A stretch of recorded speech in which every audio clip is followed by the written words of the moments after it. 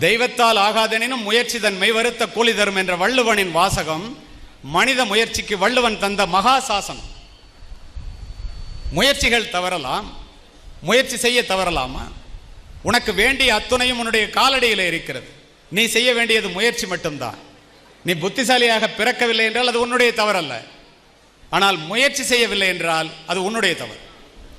என்னுடைய முயற்சிகள் என்னை பல முறை கைவிட்டது உண்டு. நான் என்னுடைய முயற்சியை ஒரு முறை கூட கைவிட்டதில்லை. காரணம், முயற்சி என்பது முடிந்தவரை செய்வதற்கு பெயர் முயற்சி அல்ல மாணவர்களே. முடியும் வரை செய்வதே முயற்சி. நீ எடுத்துக்கொண்ட காரியத்தை முடிக்கும் வரை செய்வதே முயற்சி. இருட்டு மனிதர்கள் எது வேண்டுமானாலும் சொல்லட்டும், வெளியிலே உலகம் வெளிச்சமாகத்தான் இருக்கிறது. இங்கு யாரும் கண்ணீர் விட்டு கதற வேண்டிய அவசியம் இல்லை. போராட துணிந்த அத்துணை பேருக்கும் வெற்றி கதவுகள் திறந்தே இருக்கின்றன. இப்ப முயற்சி செய்யலைன்னா யாருடைய தப்பு?